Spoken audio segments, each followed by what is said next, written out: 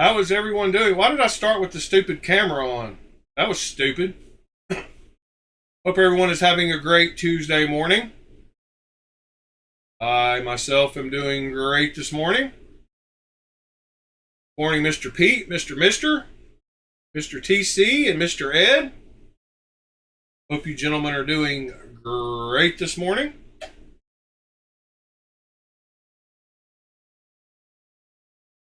Shot call.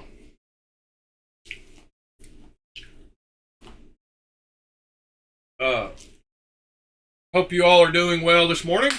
Like I said, I could mute the mic while I do.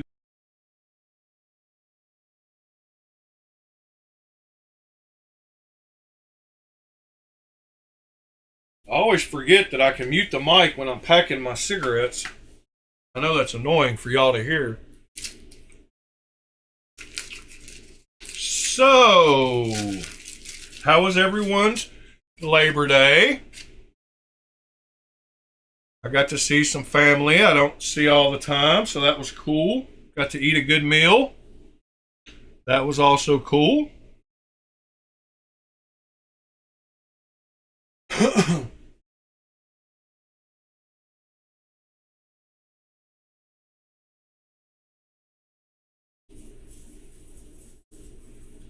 Yes, sir, Mr. Ed, I agree with you. Someone should buy some of your knives so that you can get some new ones. I need people to do the same for me here soon. Not because I need any new ones, but because I need to get rid of some of the ones I have. Can't believe we're already up to episode 230. That is pretty crazy. Y'all don't mind smashing that like button for me? That would be awesome. So let's get into what I carried last night. In my front pocket, I had my Bestech Supersonic, which is a not so common knife, but someone else in here has one of these. Can't remember who it is exactly, but it's a great knife, great action, very slicey, looks cool. Yeah, we can just keep it going like that, Ed. They buy yours, then you buy mine, and then I buy new ones. But yeah, I had that in my front pocket. That is the Supersonic. And then in my back pocket, I had my Ankilo. I just took this one apart on stream not long ago, so y'all should see that lock, and I think I got it a little too tight around the pivot area, but it'll work in nicely. It doesn't just drop shut. Well, actually it does now. I don't have to do anything. Last night it was kind of sticking at the very bottom, but now it's working great. So yeah, I was doing that last night. Morning, Andrew. So yeah, I had that in my back pocket. The knives around the perimeter are for sale. Just part of the ones for sale. I pulled a few more out this morning. I'm going to do a bunch more after the stream today, and hopefully start getting my post together. So that will be something. I've got to pull a bunch of knives out, probably close to 100. Then I also took 3 more knives to work to shoot shorts with. And one of those is my Remet Wild Species. Super cool knife. Very nice lines on this knife. Very nice ano. Very gentle sweeping curve, and just a real nice look. Y'all definitely heard me say that Remet's been doing their thing as of late, and that is about the time they started, is with around this time when they made this one, when they really stepped up, in my opinion. Then I also had my Tempest Jetstream. with the micro milling and some marks I need to clean off.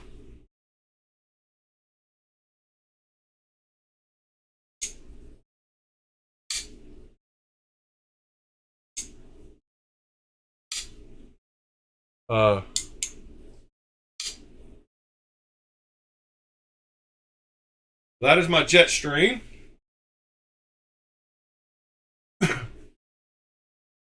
And then last but not least, I had my Brian Brown's Raptor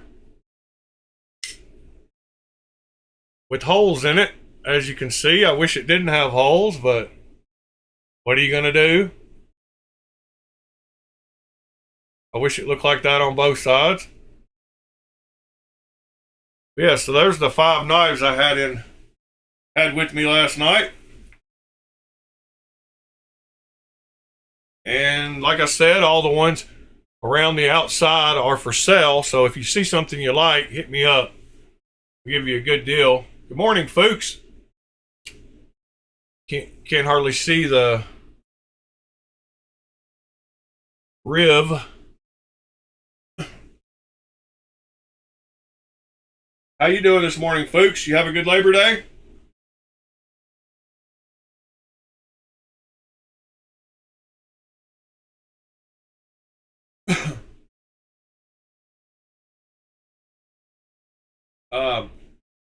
Not sure why I keep getting this pop-up about the audio rate. Does my audio sound crazy to y'all, or is it clear? I should have asked that. Can y'all tell a big change in the background noise since I added the noise gate? I mean, I know you can't hear, you shouldn't be able to hear any of the background noise in between me talking.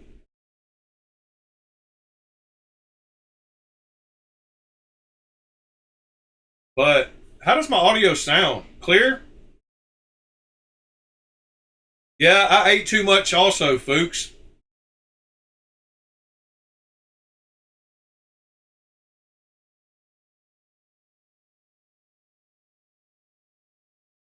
Thank you for the update on how it sounds.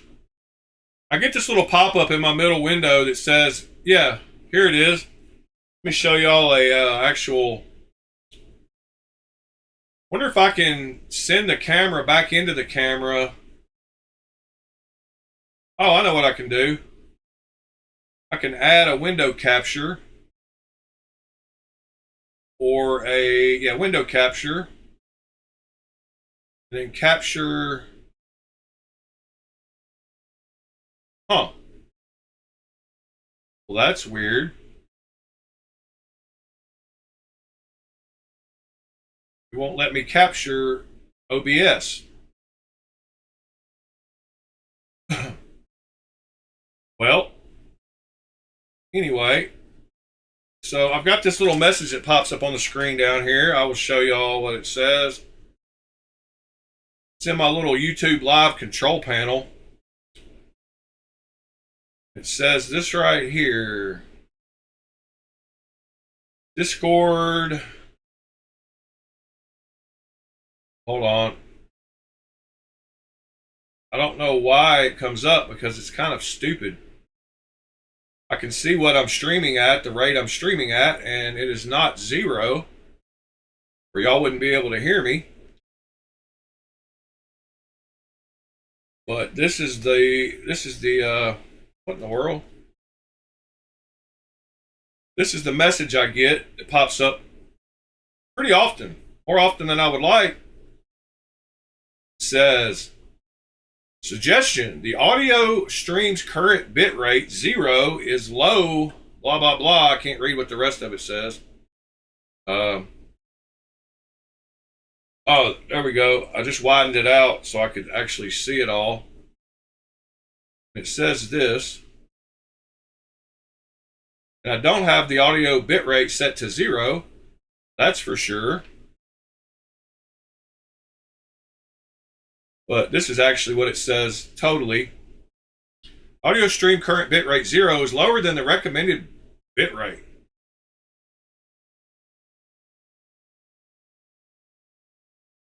Yeah, I can make it do it.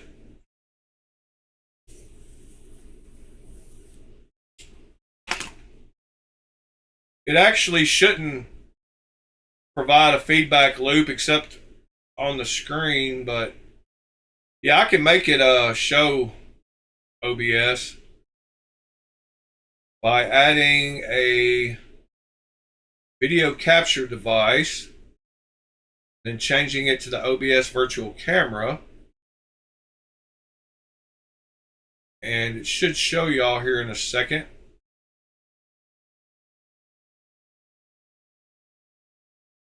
What is going on?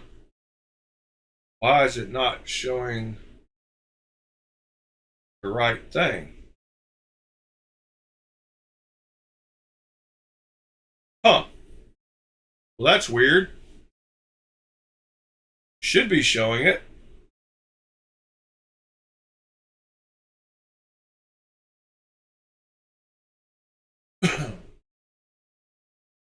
uh, oh, there it goes. I think it's because I had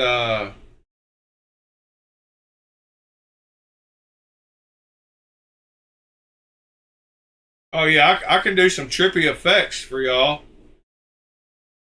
with the virtual camera. Oh, now I see what's going on.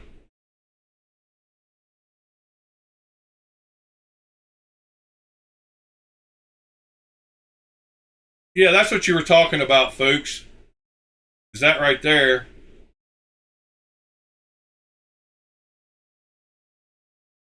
Oh, now I know why it's doing it. Uh, yeah, that's what you were talking about. But it shouldn't show. Uh,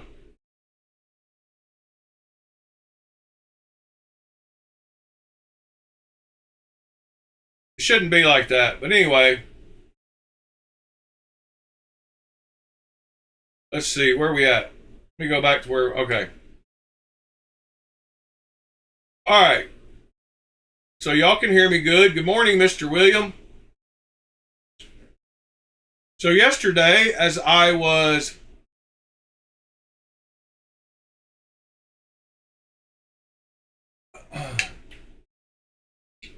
Knives Are Life won a drawing last night. That's awesome. You probably should claim that. Morning, Tommy. So as I was packaging up Mr. Fred's knife to send back to him yesterday, I noticed that it did not have the lanyard pin in it, and I'm talking about the microjet. So I went back to watch the video because I'm very good at keeping all the parts together. So I went back to watch the video where I got it. I just got home from work and I disassembled it on the table here. And you can clearly see when I disassemble it that it did not have the lanyard pin in it when I received it.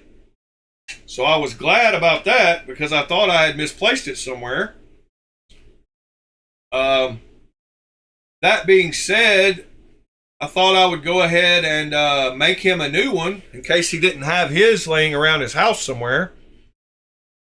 So that was the first time I had made a pin for a knife. So that was interesting. I actually, this is the video in question where I took apart his knife for the first time. And if you look closely, you can see here, let me see, where are we at? Firefox. If you look closely here, you'll be able to see when I first disassembled it, got the pivot and the two body screws out so far. But right here, when I flip the scales apart, there is not a lanyard pin in it. So it's not in that side, and it's not in the other side here. You can actually see, let me go back so you can actually see it a little better. So right there you can see it's not in the top scale and it's not in the bottom scale, and it's one of those ones that's external that falls out, and it's a pain in the butt sometimes. So I totally understand why it got misplaced. But you can see it is not in there. That was the first time I had disassembled the knife. I'm glad I shoot video of things. I can go back and look at it. So what I did is I tried to find something metal that was pretty close to the same size. And I had some of these little miniature screwdrivers. I'm sure y'all have some of these also. I had a couple, I guess, that came with maybe watches or something. I don't know where these actually, but they're Phillips heads. And they're little micro screwdrivers. Well, I had a second one that was exactly like this. So I used my wire cutters and I cut it off. And then I took apart the knife and I measured the actual stop pin on the knife. And I cut it down to length, pretty close to the same as the stop pin. And then I took this new file that I got. And, well, actually, first I chucked this up in the drill and held sandpaper on it to get it down to the diameter I needed to fit into the hole. It was just barely bigger than the hole. So then I sanded it down by spinning it and holding sandpaper on it until it got down to the right diameter that I could fit it into one side of the scales. And then while it was in the other one side of the scales, I took and rubbed this across it to flatten it out, just like that, until I got it down to the perfect length that the back spacer would fit around it and it would close up. So even though it came to me like that, I didn't want to send it back like that. So yeah, I fixed it. It is, and I decided by paying attention to how he was talking on the stream, he asked a couple of times if he would be able to get it back to the way it looks now if I anoded it a certain way and he didn't like it. So I just decided to leave it the way that he already likes it. So I did not do an anode to it because I didn't want to do all that and him take wink and take it back to the way it was. So yeah, I just left it the way I like it, and hopefully the way he likes it too. I mean, I know he said he liked it that way, so but anyway, I've not actually put it in the box yet. So here it is, with just the plain. I did re-bead blast it to get rid of those little faint lines that were showing through.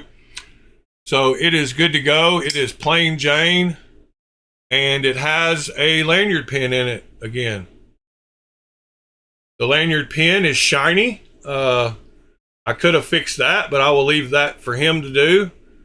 He can maybe put it in some ferric chloride and make it dark, or hit it with a torch and make it dark, or something.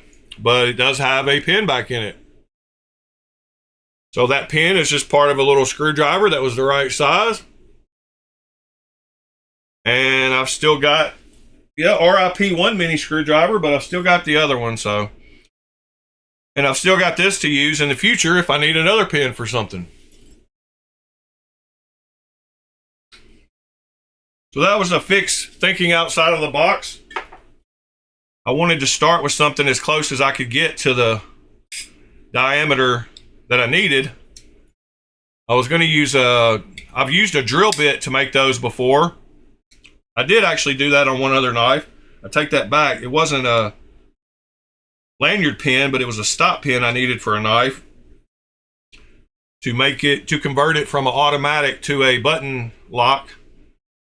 And I did make one of those using a drill bit because that's what it recommended in the mod that I read.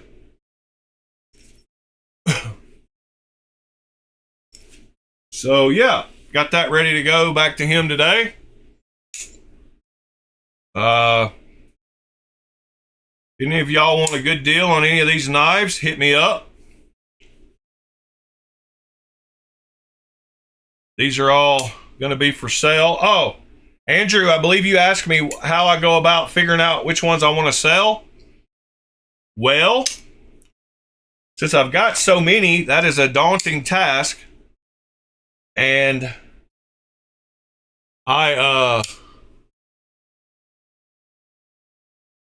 ones I don't carry as much as I don't know. Some of them, I don't like carbon fiber, so that's why I picked this one and this one and this one. So I don't like carbon fiber, so that was an easy pick for those three.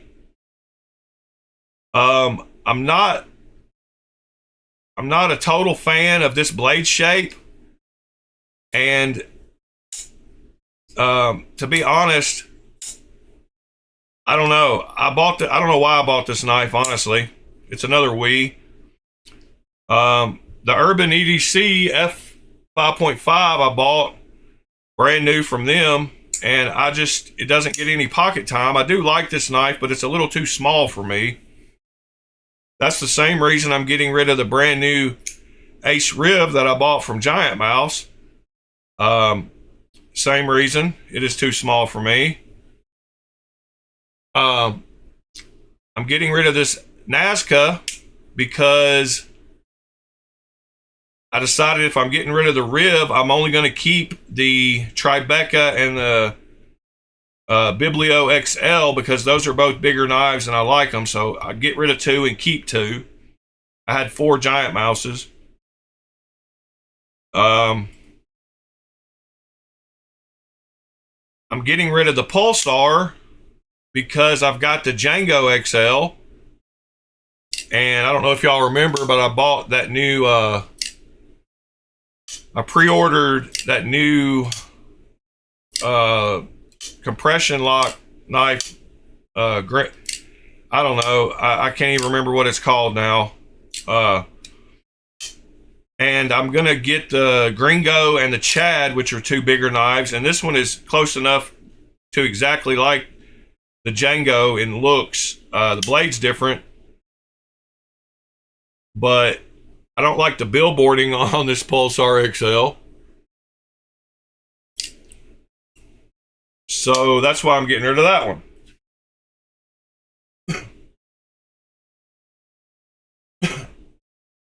I'm also getting rid of these 2 because screw FerraMonster. But this one mainly because of the carbon fiber. I like this knife. I bought it brand new from them. They did not send me this one. They sent me that one for free, so I'm going to make money on that one. Try to buy another knife.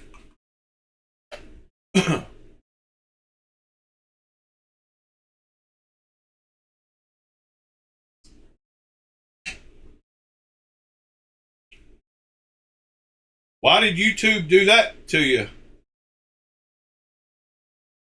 TC, I don't know how you can take up for a company that's brand new compared to Kaiser. Like, it's not even close comparison. Like, I get it.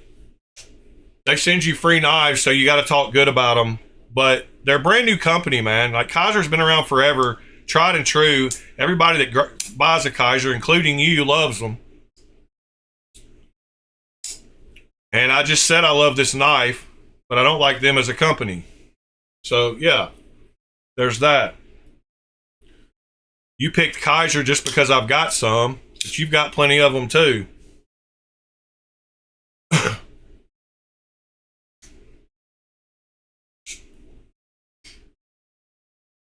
Don't be a shill for FerraMonster just because they send you free stuff.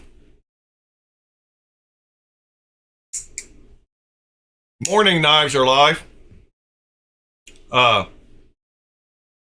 think you won a knife, Knives Are Live. William said you won on some stream last night where Benchmade was in the title. I know, but you've said it like multiple times now, and I know it's a joke, TC, but it's getting kind of old because you like Kaisers too.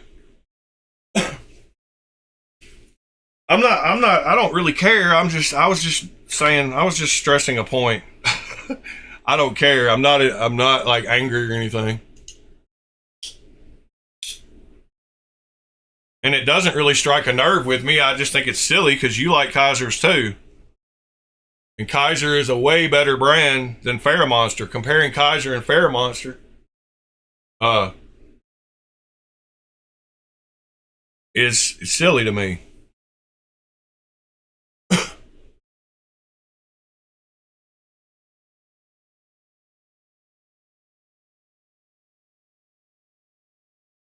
Draw Kodak Edge. What kind of knife did he win, William?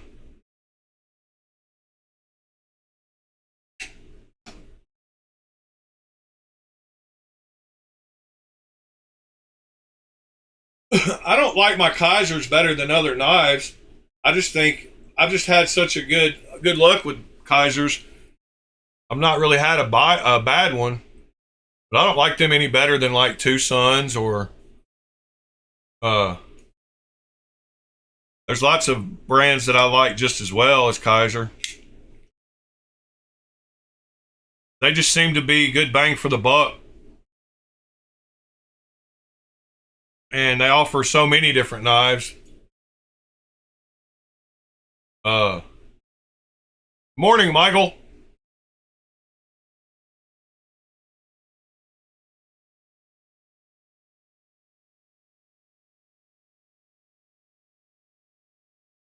Hope y'all are doing well. I've got to pull a bunch more knives today. But yes, Pete, these are all for sale. If you want that, the F 5.5, it is for sale.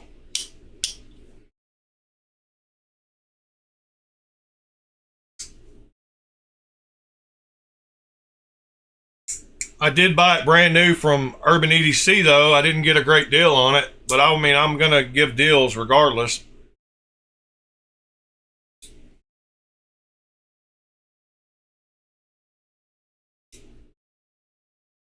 Yeah, I mean that's what I'm saying. I don't know what happened with TC and why they pissed him off. Uh, but I've never had any. I mean, I haven't dealt with any. I haven't had to deal with any customer service issues or talking to them personally. So that could be where he had an issue.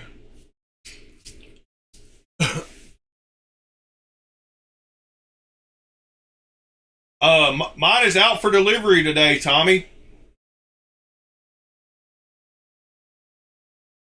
I don't mind smashing that like button. That'd be awesome.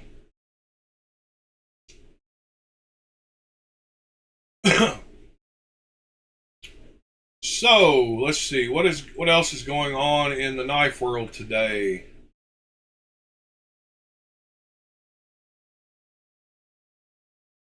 I'm extraordinary.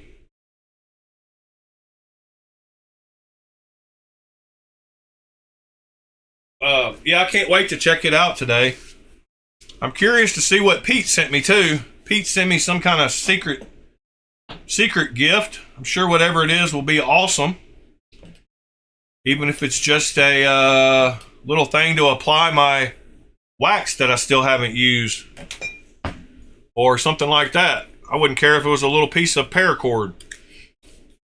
I need to throw together something like he uses to put his wax on, wax off.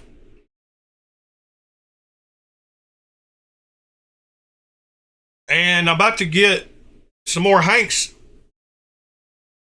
under development with the new backing. So I'm about to get some of those that I'll be able to send out to y'all. I probably won't try to sell them for just it to cover the shipping or something, or I don't know. But yeah, should have some new Hanks coming soon. It's a rape whistle. Well, that'll be cool.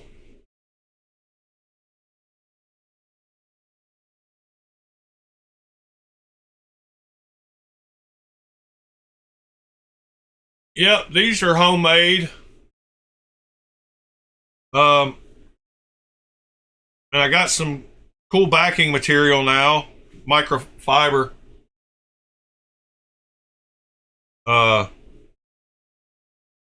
so yeah, I'm gonna make. I got to make about 5 or 6 more of these with the new backing. This was just a test to see if I liked this material too, which I don't nearly as much as this. Um, yeah, that was something I thought we should do sometime, is do some paracord stuff. Let Edyards help us out with that, but I've watched some videos and done some paracord stuff myself, so I need to make one of those little things. It's Professor Hackett. That was close, Andrew. It's Professor Hackett and Edge, but yeah, that would be cool. Some Hanks with them on them. I wish I could get some material made with them on them.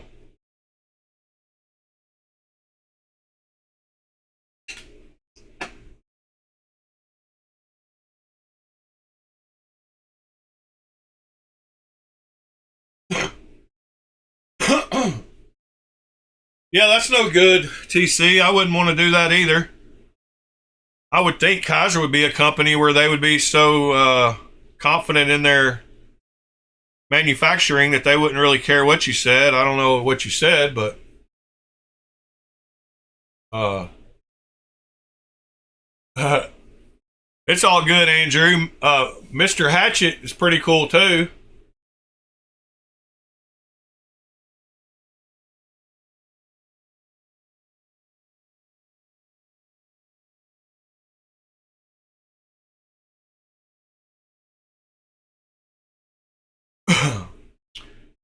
Yeah, TC, that would suck. I totally get it.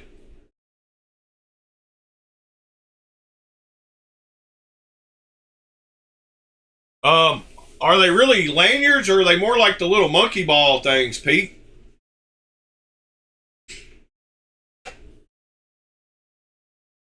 Ah, just spilled coffee on myself.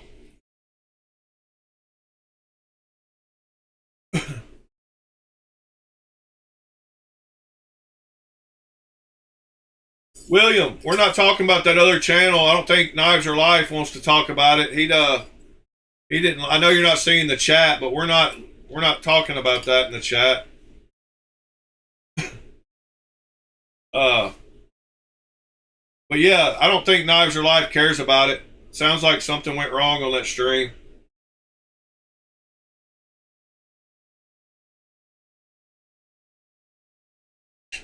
Uh, yeah, you showed me a picture one time, Pete. I don't remember. Why don't you post a picture on the Discord real quick so I can look at the thing? Maybe I can grab some paracord and we can whip one up. But yeah, William, I don't know. I don't think Knives or Life wants that knife. He said earlier he didn't feel the good vibes over there, wherever that was. I'm not sure what's going on, but I don't even know who that is. Kodiak somebody. Uh,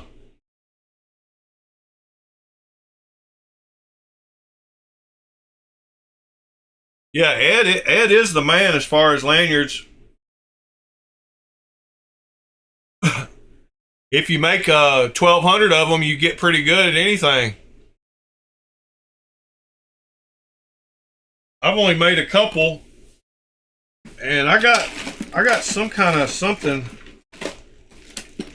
down in this drawer somewhere. I think I got a white one I made. I thought I had one down in this drawer. It is definitely nothing special, but it was one that I started trying to figure out how to do a certain pattern. Whatever this pattern is called. And I got my knots fairly tight. You can't really see them good because this is white. But it's a bracelet with the little slip over melted end. It was just to take camping, to have some extra paracord if you needed it. But it does fit my wrist, and this thing does fit over the end of this barely. Uh, but it's just that pattern, whatever that, I don't remember what that is. See you later, folks. Michael, that's just what he said on stream the other day, that he's made over 1,200 of them. And that confused somebody because they said they thought he had 1,200 knives. But that's what he said. Oh,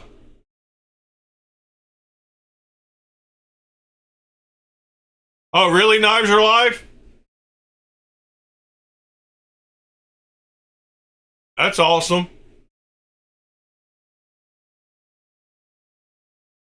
But yeah, this thing turned out okay when I made it. And I did a few of my Mora. I did some wraps around my Moras. I know y'all have seen those. Where you wrap paracord around the sheath. And you make a little pattern and you pull it back through. Not a big deal. Pete, have you posted that picture yet? No? Alright, well, we better start looking at knives then. I know y'all are getting tired of hearing me ramble. I've got a bunch of paracord though. I thought maybe we could whip something up if you showed me a picture. Might go try to look at a video and learn how to do it ourselves. Y'all don't mind smashing that like button if you haven't. That would be awesome. Let me go see here and see what's going on with the new knives. I don't really know where to go to. We've seen just about everything new recently. Well, not everything, but let's take a look at. Oh, good morning, John. You didn't miss much. All the knives on the screen are for sale. I'm going to make some new hanks soon. I need an applicator for my wax. So we were talking about Pete's one he got with Mad Yoko wax. I was thinking about trying to replicate one with some paracord. And I talked about that I'd done a couple of things with paracord. But other than that, oh look, this thing fits perfectly around this little wicked wax thing. Just heard Discord pop up. Is that Pete? Yep, it was. So it's kind of like a little monkey ball like little thing. Yeah, I bet we could whip that up pretty easily. Ed?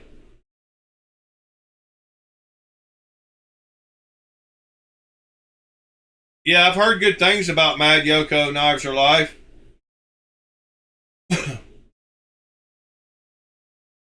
Yeah, so here's Pete's little thing he's got to apply wax with. That doesn't look like that would be very difficult to make at all. It's fine to use your fingers. He just uses that to get it out of the little tin.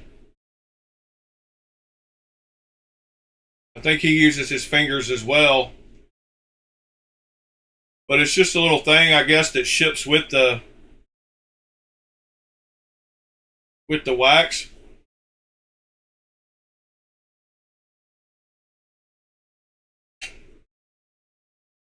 Yeah, that's what you said, John. I wanted to try that out on some carbon fiber and some micarta. Somebody else said it works good on micarta too. I believe Andrew mentioned a company called Zoo Knives. So let's go check them out. Not sure if I've heard of them or not. Zoo Blade Works Australia. Okay, I probably haven't. Do you know these people personally, Andrew?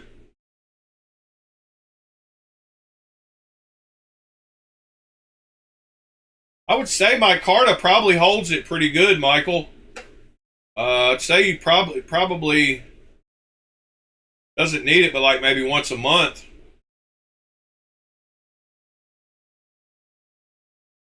Yeah, do you know these people, Andrew?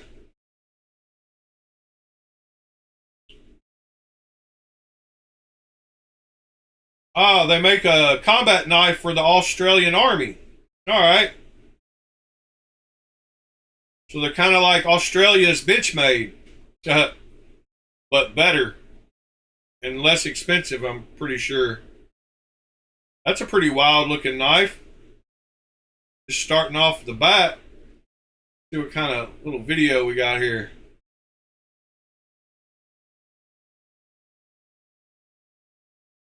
Yeah, it's not as big as I pictured, seeing it in the picture.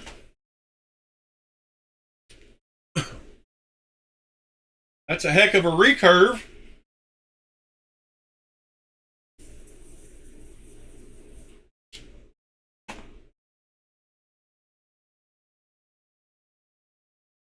Yeah, that's a deadly knife. Got edges on both sides. Yeah. You don't want to put your thumb on that to apply pressure. But if you want to kill someone or unalive someone, whoops, not supposed to say that, probably. That would be the knife for it. See what else they got here. That looks like that must be the one, the military one. Oh, those are that's a little different. I don't mind holes in a handle like on a fixed blade for weight reduction to help the balance of a knife.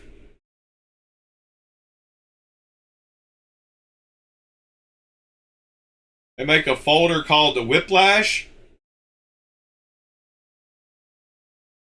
That's pretty cool. Let's see if we can find that one. Shop, how to purchase, gallery, out of stock.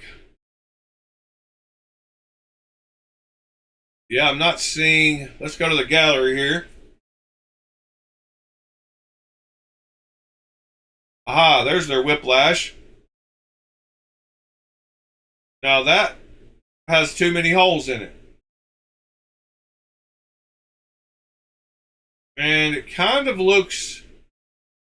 I don't really like the sharp point the end comes to and the way it's just like boxy square, but. And the flipper tab is ridiculous. Like, talk about a prime candidate for a flipper delete. That thing is one of the worst. But if the handles had a little bit more curve to them and didn't have that point to them and didn't have the holes and it didn't have that giant flipper tab, I would like the knife. Sorry. I can't be anything but me, man. Sorry, Andrew. I would love to say I love that knife, but, you know, there are things I do like about it. I like the thickness of it. I like the blade shape a ton. I like the blade hole. I like the stop pin interacting with the frame. I like the hardware. I even like the jimping on the edges. I just wish it wasn't so boxy looking and had that point on the end. Wish it had a little more of a curve somewhere.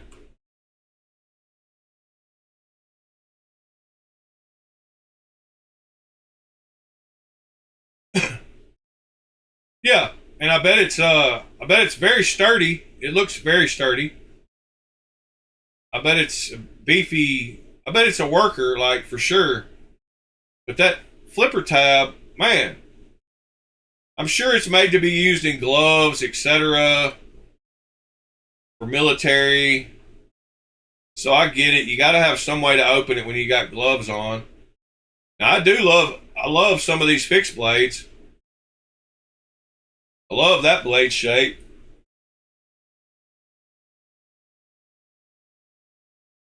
That is a mean looking knife.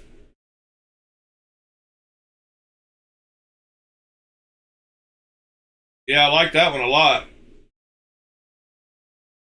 See what else they got here. In fact, I'm not seeing many of their fixed blades that I don't like. Like, I like that one. That one's mean looking, boy. Yeah, nice find on this company. And I get it, they haven't made a bunch of fixed blades yet, so taking the shape of some of these, I mean, folding knives yet, so taking the shape of some of these fixed blades and making a folder, I can see where they wanted it kind of beefy and straight lines on it. But yeah, I like every single one of these fixed blades. They definitely like putting their holes in stuff, looks like. But like I said, I don't mind, whoops, I don't mind that on fixed blades at all. Let me bookmark this site for sure, because I do like their fixed blades a lot. See what else they got. Taipan looks pretty mean too.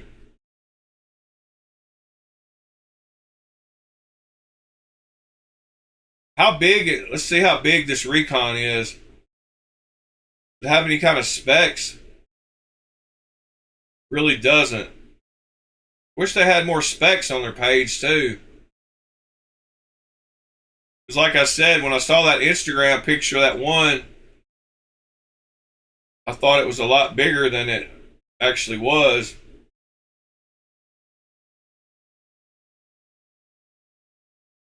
The Nephilim. I got a Nephilim knife. What is the Mad Cat?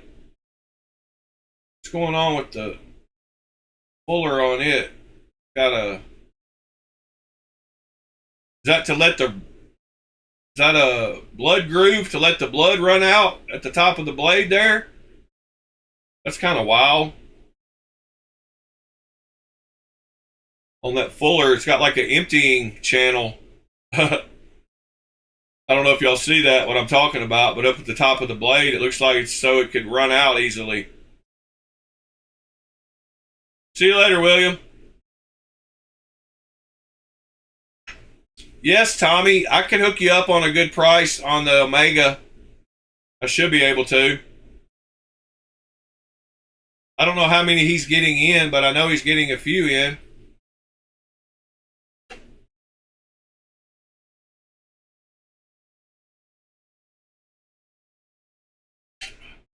Yeah, that blood groove's kind of mean. But what was that one that looked, yeah, this one looked bigger. Right here, it looks like, I don't know, I would just assume that's a bigger knife when I look at it there, but then seeing it in the video here, you can tell it's not. So I'm wondering if some of those other ones just look big too, and they're...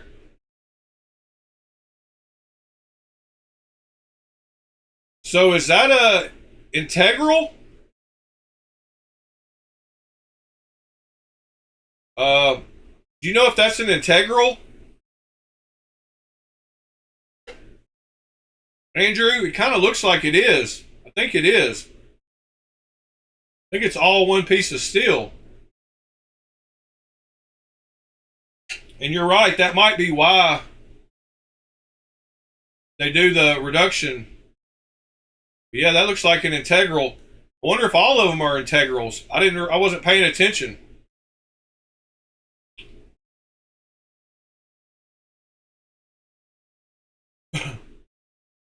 John, I don't believe the website. Well, let's see. In the shop, it might. Yeah, it does in the shop.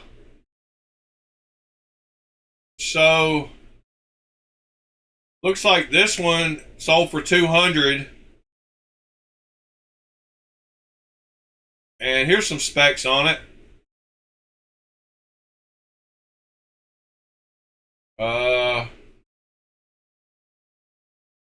Kind of. Not really. Tells the thickness of the blade length is approximately 5 inches. Cutting edge, about 4 inches. Oh.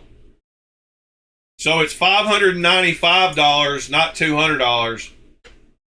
It's $200 due immediately, $200 at the end of September, and $195 more due at the end of October. So around $600. for that 5-inch blade, fixed blade.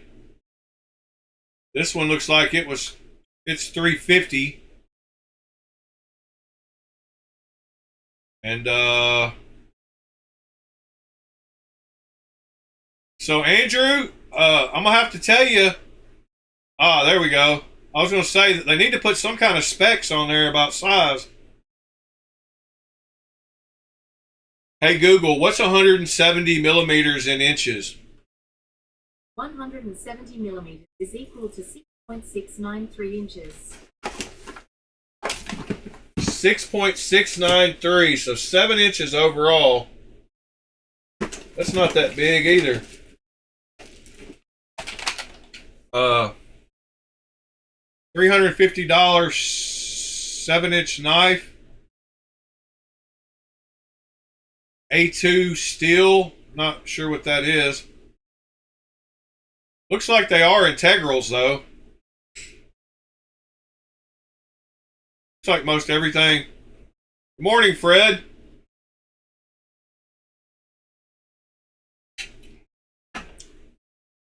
Yeah, what is the conversion rate for Australian dollars to USD? So it's only $390. So it's about 60%, I would guess. 600 times 0.6, 360. 0.65. 600 times 0.65. Yeah, exactly. So if you ever, Australian dollars, if you need to convert them, the conversion rate is 0.65 right now to US dollars. So 1,000 would be 650 US dollars. For a dollar, it would be 65 cents.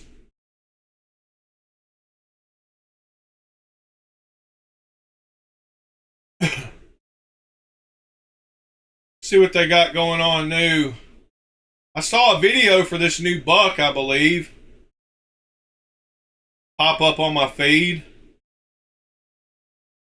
I think Buck's trying to do their thing, come back a little bit with some higher quality stuff.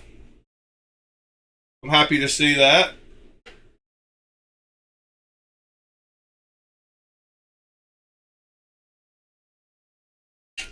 Oh yeah, Andrew mentioned that OTF knives are illegal where he's at.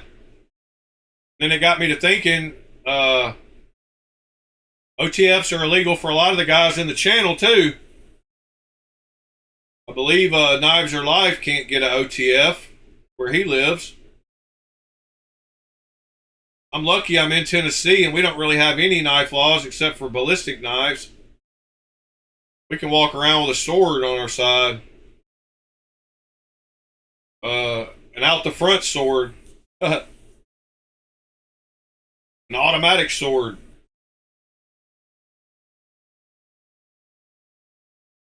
Looks like Hogue has a couple of new models out too.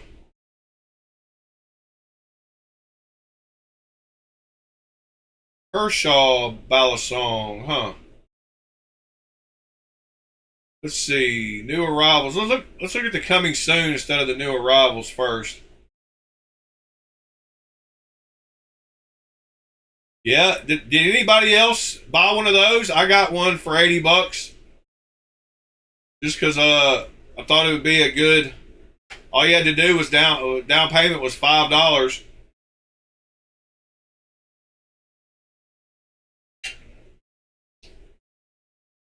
Yeah, Mister, I'm right there with you, buddy. I can carry them also, but I choose not to just because I don't see their functionality unless I'm in a fight. Only time I would take one would be if I was like going to a downtown football game, and then they probably wouldn't let me walk in the stadium with it. So I don't know. Like unless I'm walking around the streets of downtown Nashville, I don't feel like I need an OTF on me. And even then, my folder would come out just as quick.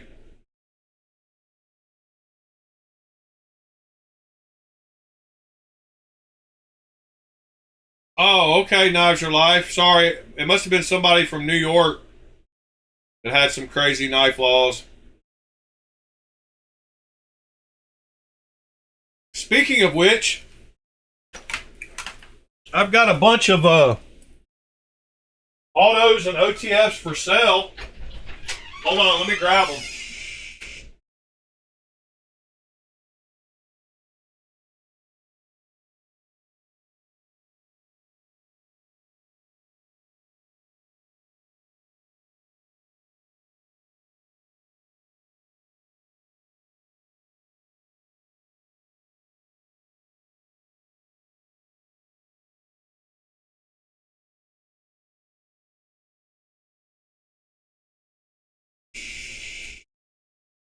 And I'm giving super good deals on a lot of these. But I believe these are all autos and OTFs. Whoops. Hold on just a second to grab something else.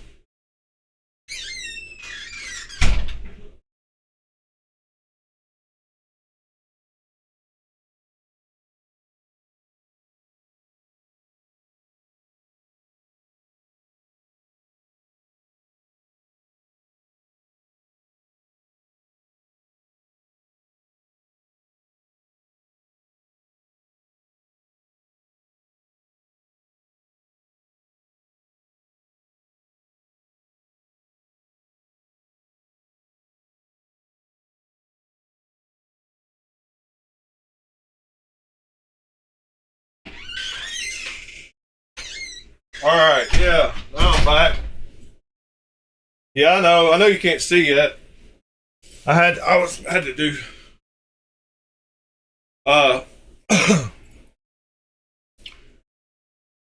so these are all, I believe, except I'm not sure about this one if it's an auto. Is this an auto?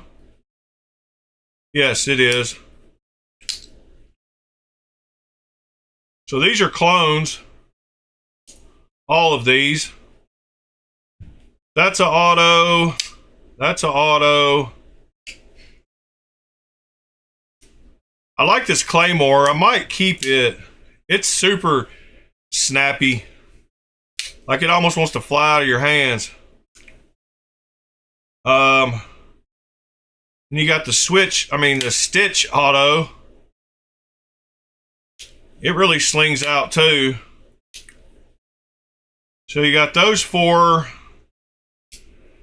And then you got some Kershaws. I forgot which models of the launch these are. I've got some more of these too. But all three of these work fine. That one's got a weird blade on it. And then I have a PEI shootout.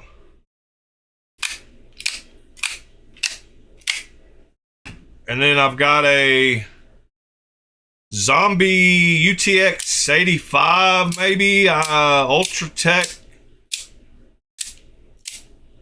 I'm not sure which one that one is. And then I have a little Benchmade something or other that I'm not sure what it is either. And then this is another one. With no branding on it.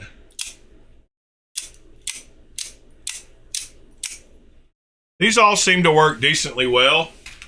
Yeah, everything on the screen is for sale. John.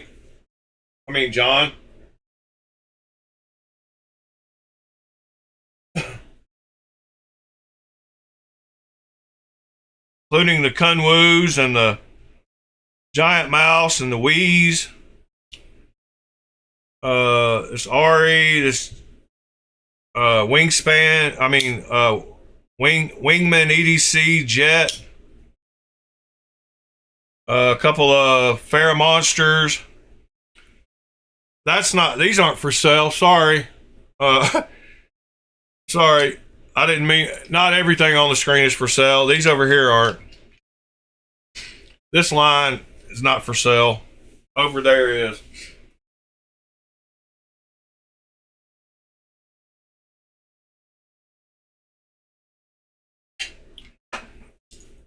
Yeah, this one has also got another name online. If this is the one you're talking about, or this one. Yeah, this might be that 4850 or whatever. Yeah, TC, I gave you a price. You didn't respond back to me, so I didn't know.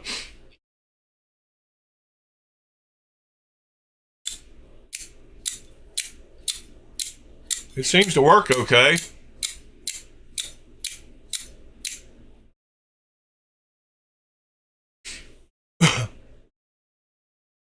And this one feels good. Got a little bit of, oh, there it goes. Once you wiggle it a couple of times, it stops wiggling.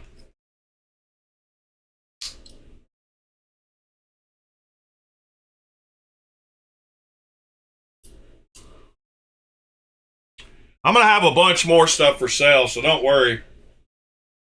Oh, no, John, this is, there's going to be about 100 or more. This is just a small, I just grabbed a few more out this morning. I just grabbed these out of one case. Like, I haven't gone through a bunch of cases. And I don't know if you saw, John, but on the buy, sell, and trade, there's a picture that has a lot more. I showed it yesterday, but all the ones in that picture, that's not even half of them. But I've got a bunch that I've shipwrecked and a bunch of Benchmade clones. But like I said, these are going to be like $10 and $15, and you're going to have to buy like 3 or 5 to get them. You know, I'm gonna put a big list together, and then there's gonna be a bunch for like $10. You'll have to pick at least 3. Maybe you'll save some money if you buy more.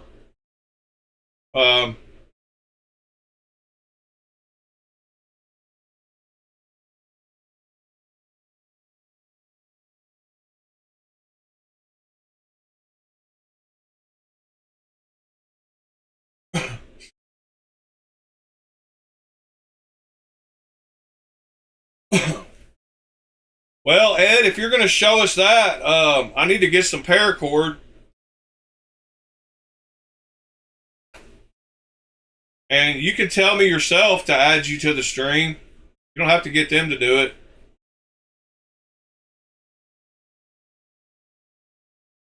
I'm not sure. I might have been the only one that cared about that.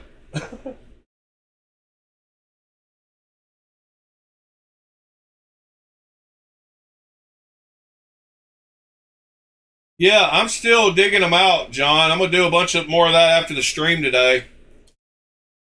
Yeah, I might be the only one that cares about making that little paracord thing, Ed.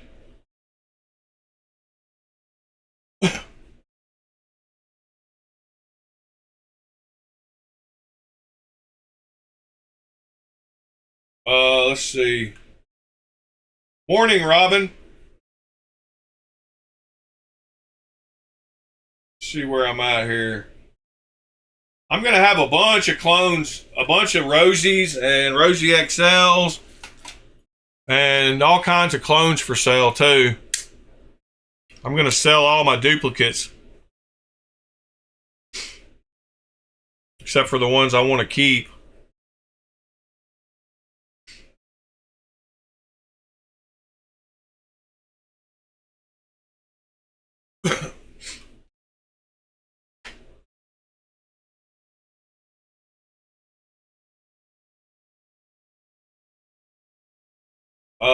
Let's see.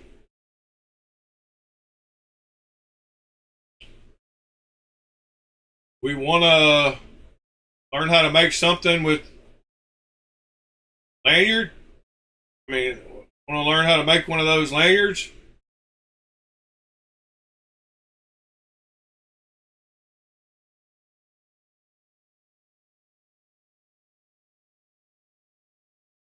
Or is that only me that cared about that? Doesn't seem like anyone else is interested in that right now. Would have to dig. Oh, yes. You want to know how to make that little thing with. You just got here, Robin. You don't even know what we're talking about. But your game, I like that attitude. We were talking about the little applicator thing for wax. You're eager to learn. I like that. So, what he's talking about helping us learn how to make is one of these. Let's see. One of these little wax applicators.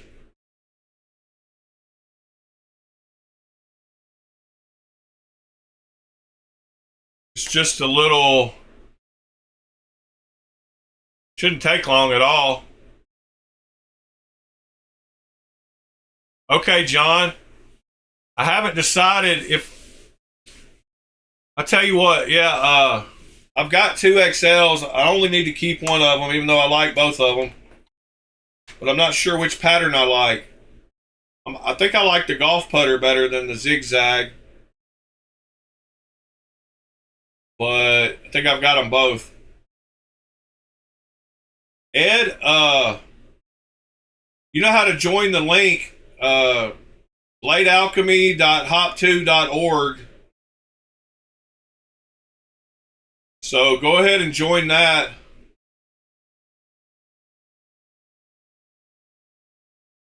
And I'm gonna grab some paracord out of the closet so I can follow along.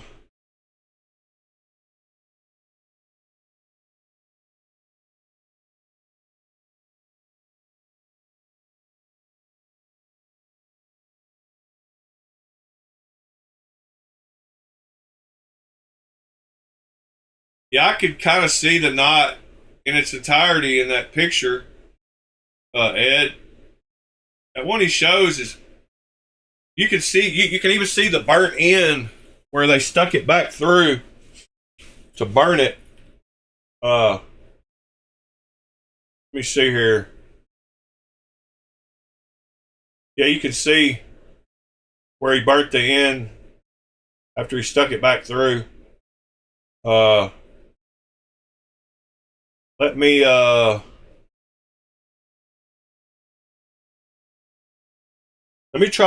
me go in here. Actually, I'm just gonna save some time and grab some off of one of these auras I got sitting over here instead of trying to dig out all my paracord. I've got a bunch somewhere, but I don't want to have to go hunting for it. So I know I've got some wrapped around one of these moras.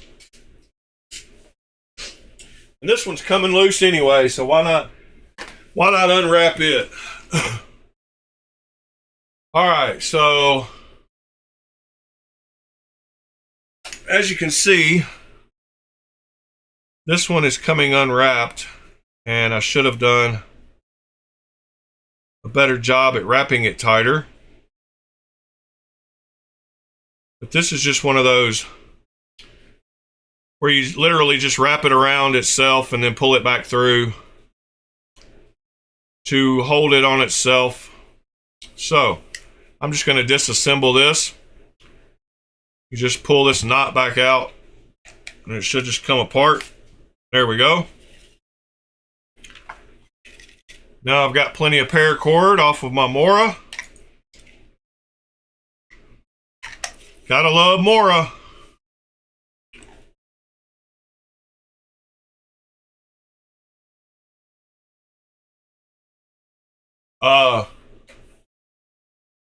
Yeah, I know you can just use your finger, but I thought having one of these would be cool.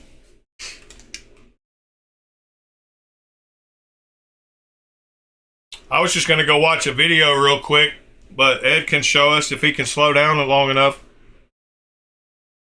Possibly. And I kind of need to know how much paracord I need.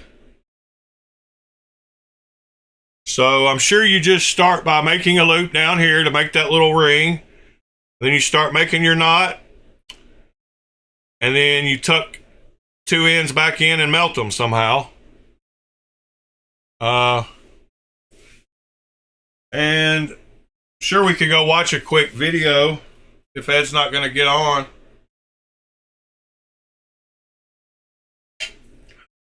I don't know if he's caught up to the live yet or if he's still in the back. He's still back a ways, but I think he just responded to something I said about 5 minutes ago. So there's no telling. I am going to melt the end of this one and use the technique he used, which is find some kind of little surface that is textured. Put a little texture on the place you melt it. He actually squeezes it in somewhere else.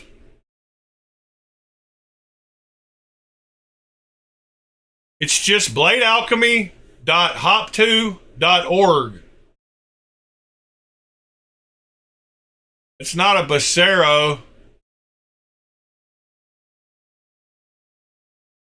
Yeah, just message me.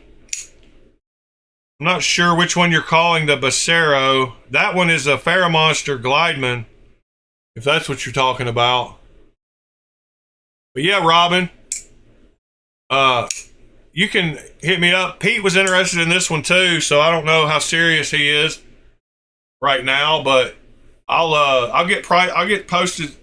We'll be posting within the next day or so.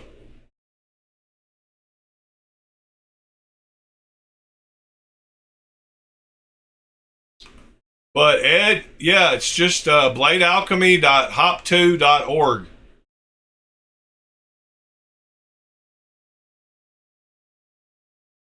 Anybody that wishes to come up on video can join that link anytime they want when I'm live and come show us some knives. I'm going to go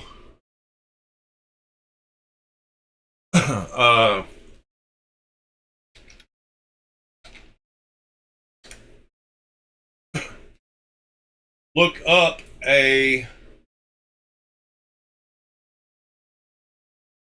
I guess he said it was a snake knot. But I thought it looked a little different than a snake knot. Yeah, it is different than a snake knot. It is not a snake knot. Aha, here we go. Here's a video on 8 awesome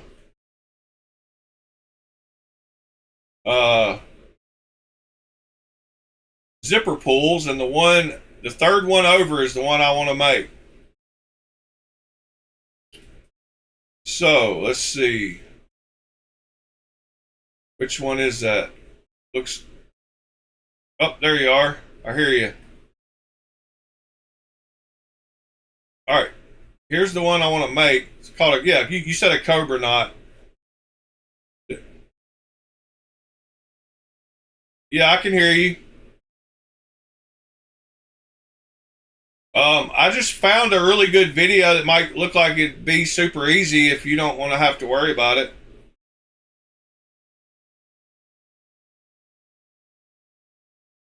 Well, I don't have you up. I don't have you up on video yet. So hold on. Let me get you added and stuff. Let's see.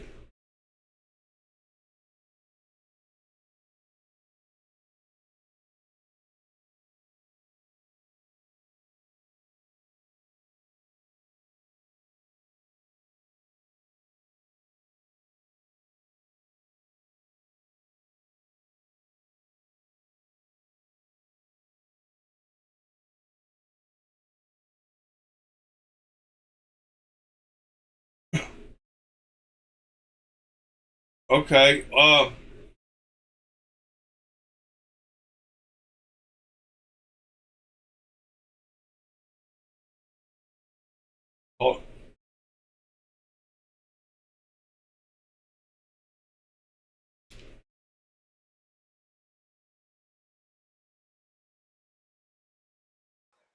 I mean, I've got you on. You're on now. Oh, I don't see it on the screen, but so you can see my hands, right? Yep. Oh yeah, okay, I see it. Look at what you're gonna do. Just bend it in half. You got your loop down here or up here, it don't matter. You're gonna take your two legs and you're gonna make the cobra knot. So flip this one behind it. Behind both of the strands. Then take this one, go behind that and into the loop.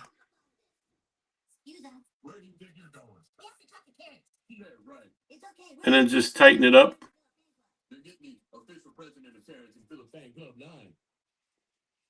Okay. Then you're going to do the opposite.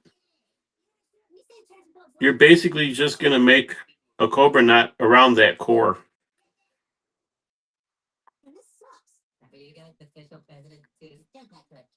Uh-oh. What the heck did I do here? Oh. And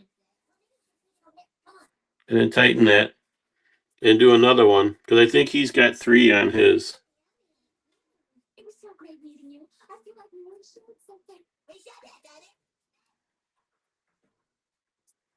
And then just tighten it. The easiest thing to do would be to use 2 pieces of paracord, because then you can make the loop longer or shorter. You don't have to like guess how small you want it and adjust it like that, because then you can just slide it up and down the core. But then all you do after that, can't you make it the other direction? You can make it any direction you want. I mean, couldn't you start with the loop the same size and work the other direction instead of towards the loop? Well, you're not going to torch the loop. You're going to torch these. You're going to cut these off. I said towards.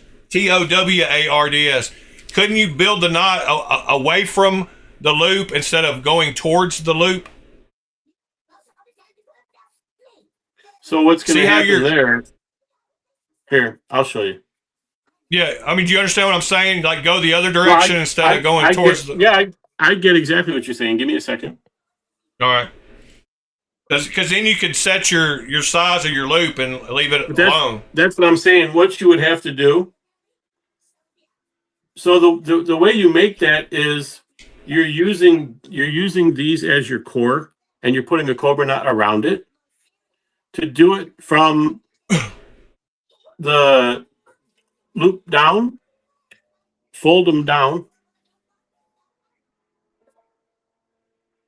So then what's going to happen is your left and your right, the 2 in the middle are going to be your core.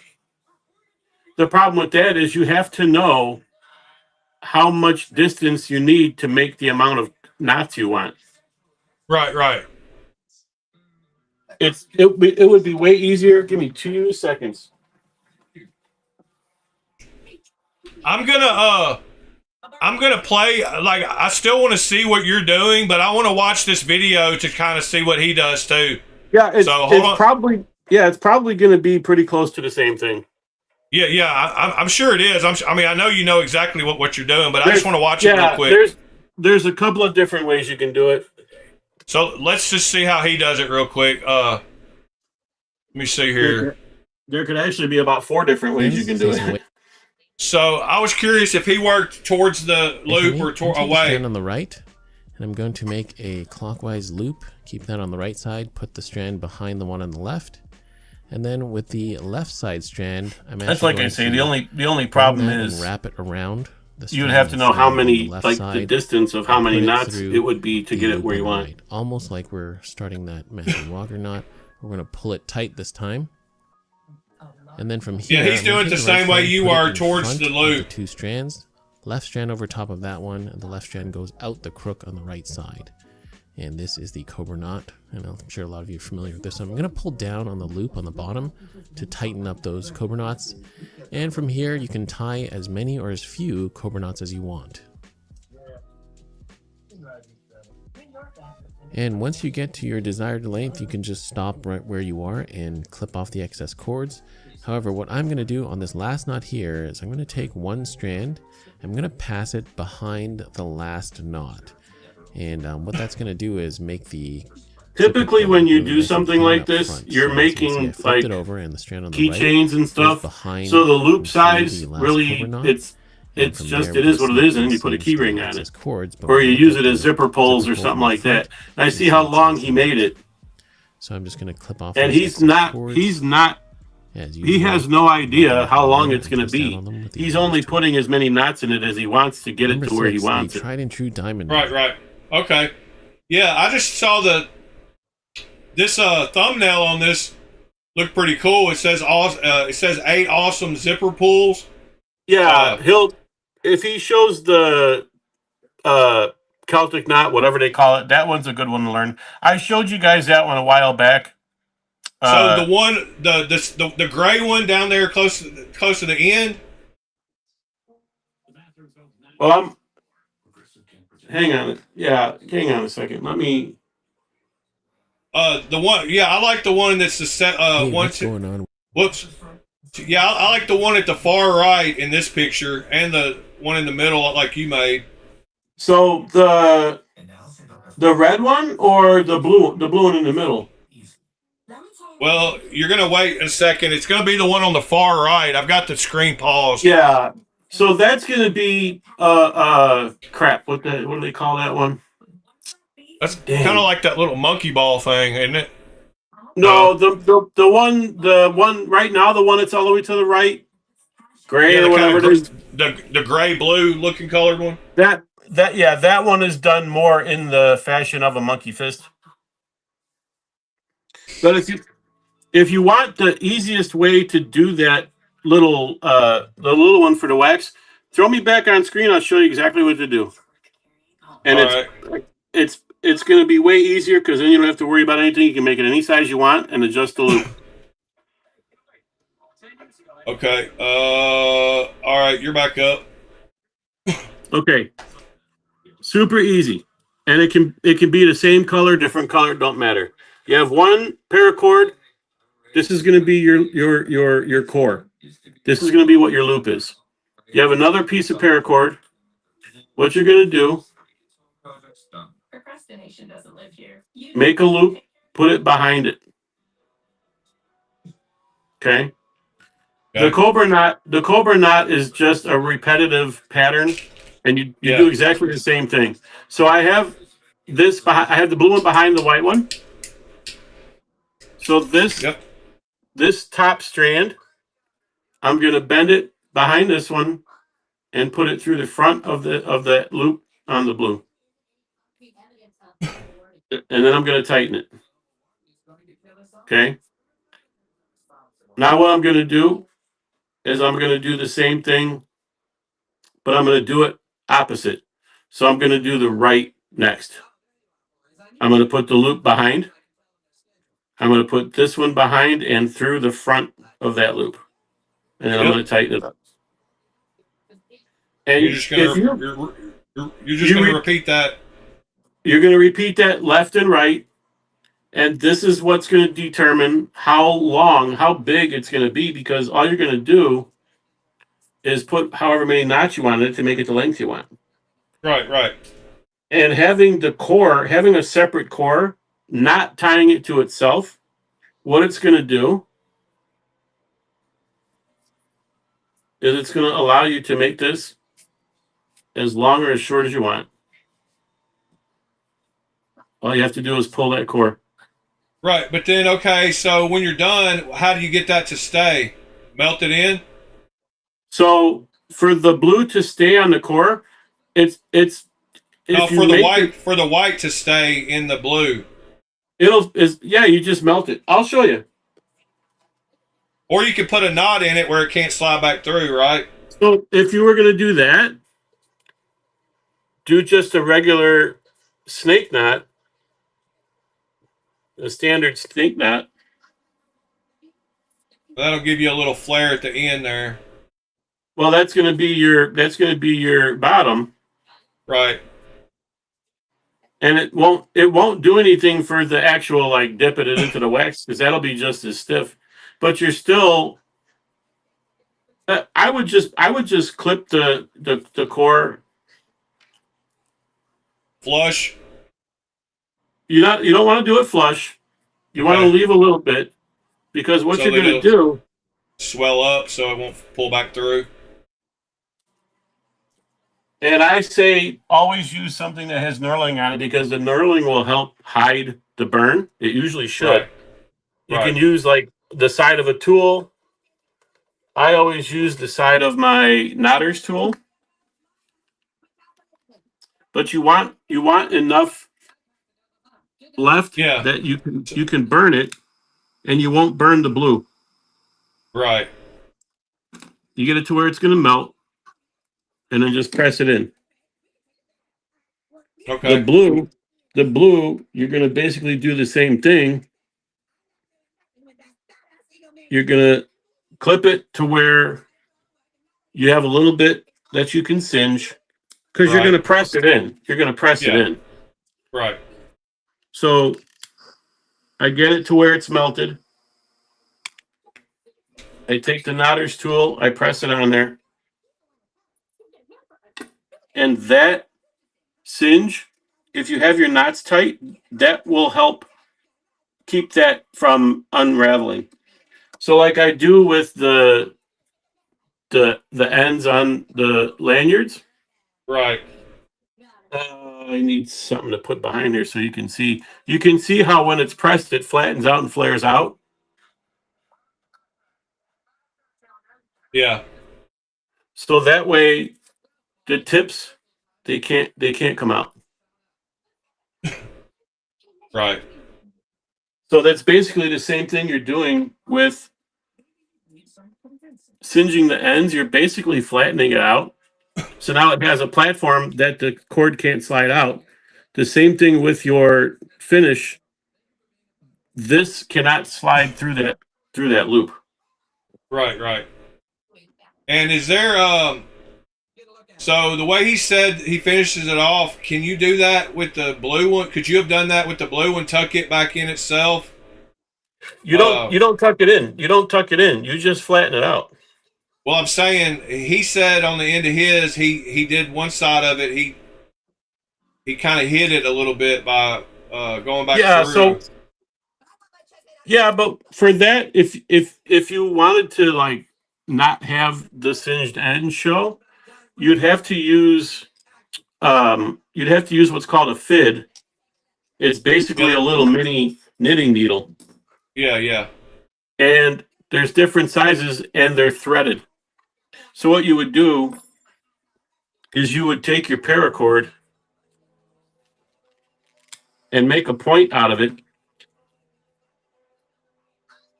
Now I'm going to use the Screw. bigger one, but you would put that in and it's threaded. So it'll grab it. So when you're pulling it through, it if it won't come out. Yeah. Yeah.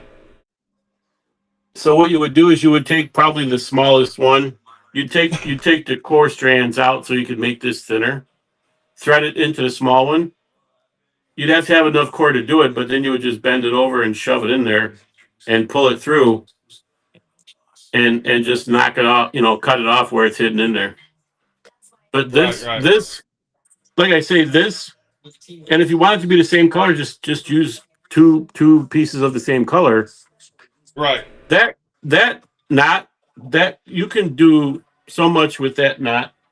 Your bracelet is Yeah. that knot. It's that knot, and then it's doubled back onto itself. So if you look at your bracelet, you should be able to see. It's the same color, so it's harder to see, but you should be able to see. Are you Like on talking this, about the one that you made, or the one that yeah. I made? No, the one that I sent that you sent to me that I sent Oh. back to you. Yeah. Yeah.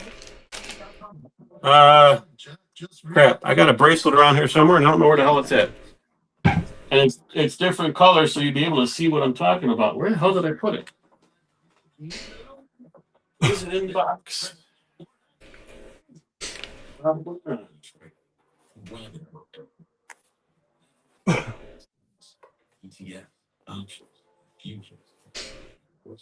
And really, if you wanted to make it easier, like the size of the paracord, it doesn't have to be really big to spread the wax, does it? No. I mean, I don't know that. I mean, you know, you can use your fingers, so like it's just something to have. You know, it's No, that's what I'm yes, saying. Though. If you want something, you know, just something that's cool to use to applicate, you could just do a standard snake knot. I mean, that's as long as it's stiff enough. But there's tons of other knots you can do that would allow you to spread it. There's a monkey fist. But you see how the strands are? That little one that he had in his video, it's basically the same weave. It's just only 2 or 3 wraps around. yeah. And let me ask you. So let me show you my screen. Let me show you what's going on here.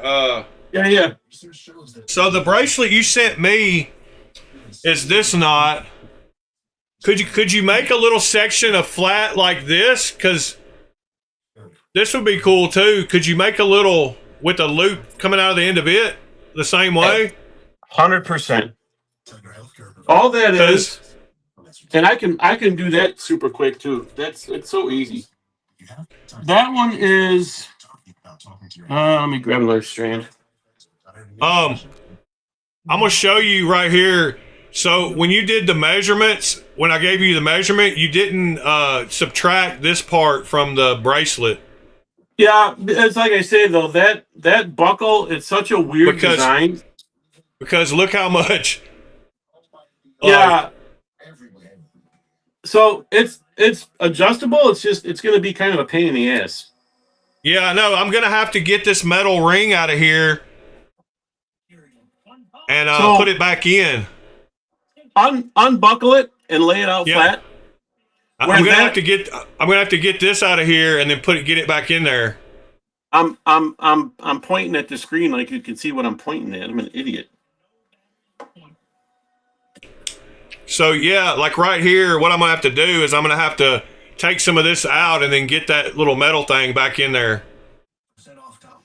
So you won't have to take it apart. What you'll have to do, because of that and because of how the buckle is, it's goofy. Yeah, but I can just fit this back through. I can stick this little metal thing back through one of these, can I? Open it up, lay it flat. Yeah, it is. Flip it over. I have to see where the flip it over so I can see the other side. It's down here. Okay. Well, I got it. I can't see it too good on the phone. I have to wait for it to catch up on YouTube. Oh, it's all good. But I think I can just undo some of this and cut it off and re-put that. So that side where the loop is, flip it. Where are we at? Let me see if I can. Oh, I can zoom in. Okay. So where that loop is, yep. That's part of the core. Let me see the other end, the left side. There should be. No, there's a melted. Just leave it on that side. Yeah. So flip it over. Okay, on that side. So if you pull that loop, if you hold on to the outside of the bracelet and pull that loop, you should be able to right there. The loop on the backside. On the other end. This one. There's a loop behind the buckle. Yes, I see it. On the buckle end. The other end. On the other end? Yep, right there. That loop.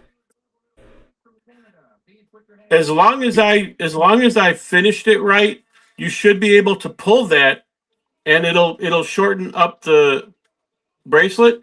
If it doesn't, what you'll have to do, show the other side where the hook is. And then let me see. Can you hold it up to the camera a little bit more? Just so I Yeah, can see. I mean, so there's two burn. The burn ends are right here. yeah, To pull through that one. Yeah. So what you'll do is you'll snip those and pull like 2 loops out, and you should be able to pull that loop that's on the buckle side, and it'll shorten. It's just like I say, it's a pain in the ass only because you have to get those 2 singed spots out without unraveling it. Yeah. Okay. Well, we can do that sometime on Discord. I'll get you to help me. Yeah. So, I'm gonna come back to you for. I'm gonna come back to you for a minute. yeah. So to do the like the bracelet, like what you want to do, that I would do on a core only because it's going to be easier to move the loop. But the same way, like what he's got in the video, you're going to make that same. You're going to make that same knot, the cobra knot. Yep. Give me a minute. Let me make this, and then I'll show you what you're going to do. Because this, like I say, it's just as easy. This one, the only difference is where you're going to start the knot. It's kind of a pain in the ass to get it to be tight. But what you'll do is you'll pull the loop through. That's how you'll tighten that initial knot. And to do the double, you'll have to make it a little bit longer. Only because if you don't, you'll have fall off where you won't have that same look. It won't have that same effect unless there's enough to stack it together to make it look like that. So it's just basically a bunch of cobra knots.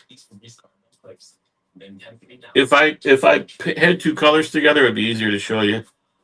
But now you have your initial length, your knots. You're just going to take, and you need longer strands, obviously, but then you're just going to just take and flip it over and do cobra knots that way. So you'll have a row of cobra knots in the middle and cobra knots on the outside. And if I use something other than... So that's how you made that bracelet? That's exactly how you do it. Okay. So then, and what you do, like I should have picked a different color so you could see it, but you'll see, like on the bracelet, you'll see the inner part, like the knot on the outside shows that inner loop. That's how you get that effect. I got a pink and black. I see that now. Yeah, I see it now when I'm looking at mine. So down inside there, across here in the middle is that little part the first part that you made, and then you came back around it and you did the other one on the outside of it. Yep. And the cobra knot and the snake knot are the 2 like super easy ones to do. It's so easy. And those if you forget how to do it, it takes like 2 seconds on a YouTube video. It's always the same. It's never different. I don't know if I'd want to come at somebody with this little thing. That thing is just so odd. It is kind of weird. All right, I'm back to you. Did you find that multicolored one yet? I don't know where the hell it's probably in a box in the closet somewhere. Oh, it's all good. There's Jesus Christ, there's so many different knots. Yeah, there's a double helix, DNA helix, that when you do the weave, it naturally curves like that. This is a 2-color snake. So it has a core, which is basically. Hold on, I'm not looking at you. All right, go ahead. You've got a big day. Yep. It's basically two pieces of paracord wrapped around a keychain, and then just the snake knot done around themselves, around the core.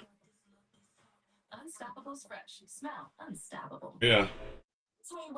And you can, depending on how you mend your cord together, is what would dictate like what colors show up where. Man, that's bugging me now because that bracelet would show exactly what that weave looks like. I don't have a clue where it's at. And I just had it. You know what? I wonder if it's under here. Probably not. I mean, I got so much paracord crap sitting around here that I've done.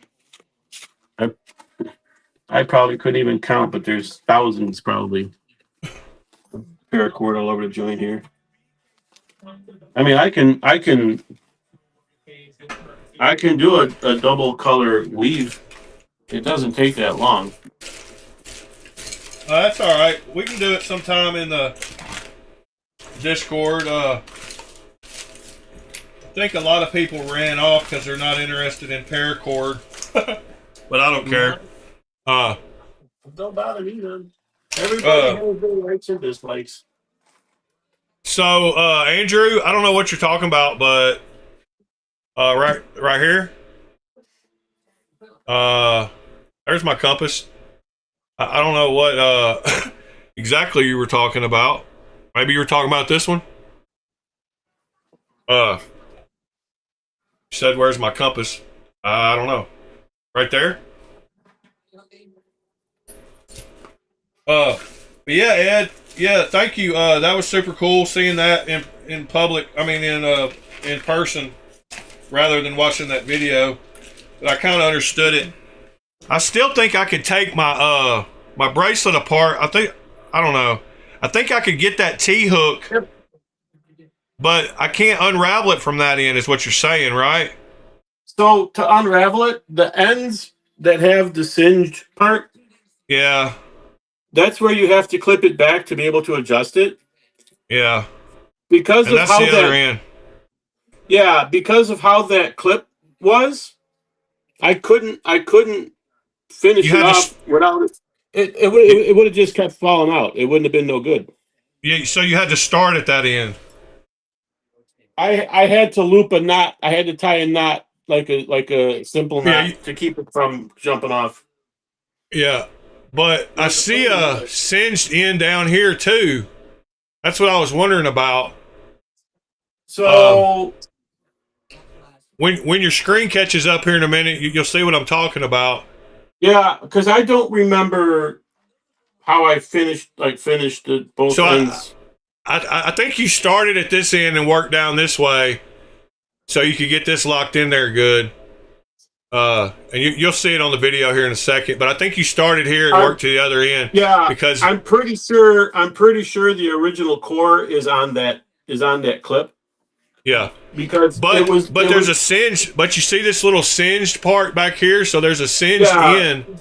So that's the other way you can pull it to shorten it, but it's probably easier to do it from the loop that's in the clip side on the back But side. the only thing I thought is if I could just pull out about an inch and a half of this end, and then rehook this hook in there somehow, then I would be back together. Yep. Yeah, but this is what I'm saying with that T hook that's on there. That's part of the clip. It won't hold enough that it wouldn't eventually slip out, and you'd have to keep putting it back together. That's why I had to tie it like that. If it was a regular buckle, just a regular clip buckle, I could have done it no problem. But that's a different type of buckle. Yeah. The reason why they did this is probably to take it apart, but the problem is they should have put that on the knife side so you could take the knife off the bracelet if you wanted to. Yeah, that makes sense. And the way that they had the knot tied, it was designed to be adjustable, but as soon as you adjusted it and had a bigger loop, the clip would fall right off. The cord wouldn't stay in there tight enough. There's no recess to clip it into that hook and not have it come out. Tommy, I don't know why you keep asking about the monkey fist. Isn't that a monkey fist on the table there, Ed? So monkey fists are this is a monkey fist. Yeah, that's what I thought. So I'll be honest with you. The easiest thing to do with that is buy a jig. Okay. If you do it by hand, you'll shoot yourself. It's a pain in the ass. I hate doing it, so I just use the jig. And all this is, besides having the different sizes be exact, this is basically 1/4 inch bolts, shoulder bolts with the heads cut off. Right. And depending on what size you use, I think this is up to a 2-inch pool ball, I think. Maybe a little bit bigger, but if you put these in the corresponding spot, like if I want to do a bigger one, here, here, here, and here, it's positioned to where it'll hold the ball. Because the way you make it, how you have to do the weave, you basically go around the ball in all the directions that this will allow. So you go around, then you go up and down, then you go over here, up and down. That's how you get that consistent pattern. And you can see, if you could picture the ball in there, it's basically wrapped around the ball. Then you spin the cord around and wrap it around the ball again. Then you spin the cord around and you wrap it around again. It's basically just a straight wrap, and you're just moving the cord to get the different directions. Okay. And you said the biggest one on that jig is for a pool ball, you think? I'm pretty sure it's a 2-inch, 2 1/4 or 2-inch billiard ball. And you can buy those jigs on Amazon? So probably you could probably get wooden ones. I don't know if they have metal ones. Yeah, this will do a 2 1/4 billiard ball. Let me see here. So the best place to look is a website called Jig Pro Shop.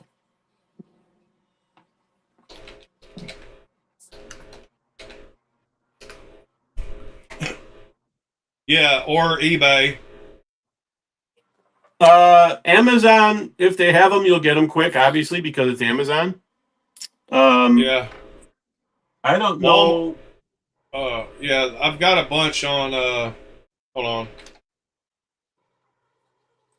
Monkey fish jig. Alright, yeah, here we go. I got the one on Amazon, the same one you got. $25. Oh, yeah, they got a bunch of them. I don't think the one at Jig Pro Shop. Oh, that is Jig Pro Shop right there. That's them. But if you know machinists and shit like that, if you measured it out on the puck, you could make it yourself. Yeah, and there's a cool one with adjustable bolts where you can just slide them out. So that one, the problem with that, you have to make sure when you adjust it, They're exactly the same. Yeah. it just has to be in a position where it cradles the ball right. You know, like having it be square for the positions, it holds that ball perfectly.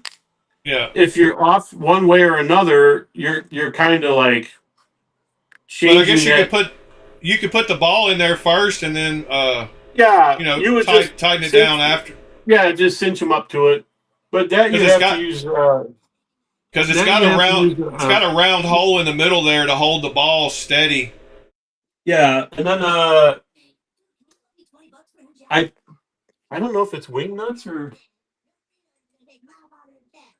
that one has thumb things on the back. It has thumb knurl, But they put a little center circle in there so the ball would sit in the middle so you can move the little Oh, okay. I see. It's got knurled, it's got knobs. Yeah. yeah, So it's that would got work. knurled That would knobs. work. Yeah. That's from 28 Jig Pro bucks. Shop. Yeah. Yeah, they've got the one I That have. I think they have the adjustable one. I think they have a couple of different wooden ones too. Yeah, that adjustable one seems cool because you could use any kind of ball of any size and you wouldn't have to worry about your holes being right. Well, that's what I'm saying. It's machined so that each position where you're at opposite is the size. So if I want to do one that was this size, I would put it here, here, here, and here, so it's always centered. But Jig Pro Shop, their website, they'll have knotters tools, which I mean anybody, Amazon has these, but it's you use it to untie a knot, and it's got the fids in it. Yeah, To do. we're not seeing your screen, so if you're showing us stuff, we're not seeing it. I'm looking at No, all these. that's fine. That's fine. Oh, right here. But what are they called? Knotters tools. It's knotter tool. And Yeah, I there's got different kinds. There's solid ones, but this one. Yeah, here we go. Here, like here's I a say, 12-piece kit. It should have. Yeah, here's a 12-piece kit. Looks pretty cool. Yeah, as long as it has the fids, because what that's for is, let's say you make a lanyard, and you can look on YouTube. You'll see the different things that people do. You take microcord and you put it in the fid, and then you sew it into the lanyard to get different like artistic effects and stuff, different weaves, basket weaves, things like that. Listen, this is why I do this, because there's so much shit you can do. It's it's never ending. Right. I've right now I've got.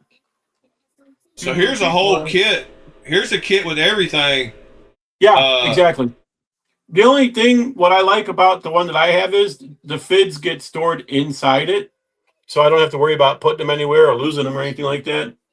But those wider ones, that's for doing more like paracord sewing and stuff like that, and doing like 1.5, 2-inch belts and things like that. Yeah. What's this whole jig thing? There's other things you can do with this thing besides the monkey ball. So that's for doing bracelets. You don't need that, because bracelets, all you need to know is how much cord you need for what length bracelet you're making. And you can do it with a tape measure and magic marker on your desk or something like that. Like, that's nothing. Okay. So here's the thing. The snake knot and the cobra knot, once you get really proficient at doing those, where you don't really have to think about it, you just do it, you can make a bracelet, a leash, a collar, a belt, and your brain doesn't even really think about it when you're doing it. You just do it. Right. And once you bookmark this. Yeah, and Jig Pro Shop, they've got, well, for lanyard beads, I would go to AliExpress, because they're like ridiculously cheap. West Coast Paracord Store was the one that sold that one that had a. So this has a Jig Pro Shop on it, like machined on it. Yeah. So so that comes from them. So they've got a lot of stuff on Amazon that they don't have on their site. I think they're trying to cut down what they've got on their site, and they're focusing on putting it on Amazon. Yeah, here we go. Here's the Jig Pro Shop stuff by that brand. Is that I wonder if those little needle. Did you get that little thing that screws inside? Is this got the ones inside it? platforms with all the locations. No, that's just a spike, I guess. Sent to all the shops. Customing makes it so Yeah, that one doesn't have them inside it. um, I was curious if you know where you got that one where the things go down inside the little jig tool. The little. I think I got it from we ordered a Jig Pro Shop. So, Okay. yeah. So if you search for knotter tool, the second row has the one that has the fids, and I'm pretty sure this one they store inside. Yeah, and that's from Jig Pro Shop, and they've got a billion different colors. Which one am I looking at? Right there, the The first one. Yeah. the black one there. Yep, that's it. All right. Cool. All right. Well, we got our paracord fix in for the day, and you can put golf balls in the monkey balls too. You can put whatever you want in there. Ping pong balls, golf balls, pool balls. I do steel bearings because they're heavy as hell. And Do you remember being a kid and taking back when golf balls and taking apart your first golf ball and it had that rubber band in it that was like a mile long? Yep. And it was all rubber bands, and if you cut the golf ball in half, they'd all blow out of it and damn near poke your eye out. Yeah, I used to do that. We walked in my apartment complex one time we unraveled it and we walked it was probably a half a mile of rubber band. When I was younger, well, not too young, probably in my early 20s, I had a water balloon slingshot. And we used to shoot golf balls over the roof of the bowling alley we worked at into one of the main streets of town. I was a little bit of a delinquent when I was younger. Yeah, I did my fair share of stuff too. All right, man. I'm gonna start ending up the video. Appreciate you hopping on. Right. Yep. And no, anytime, man. You know, I got nothing else to do but sleep. So. All right, man. We'll catch you later. All right, cool. Bye. Later. All right, guys. That was Mr. Edyards. I appreciate him hopping on again as usual whenever we need him. Showing us some cool stuff. I need to incorporate that compass into this bracelet somehow, huh?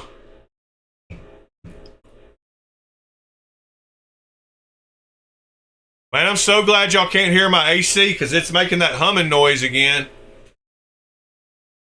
But since I set that noise gate up, it cuts out all the background.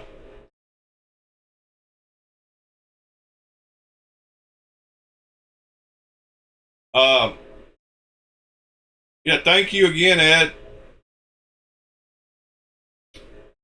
So, guys, I've got to get to the post office and get some more knives pulled out to sell.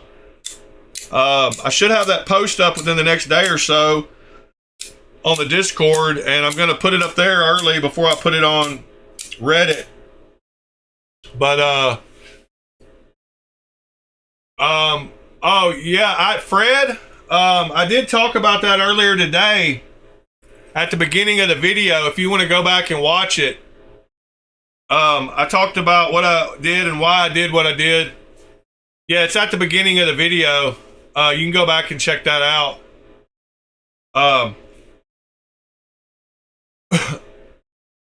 Knives are life, sir. Appreciate you. Andrew, Tommy, Michael, JD, Dan Stan, Fred, Robin.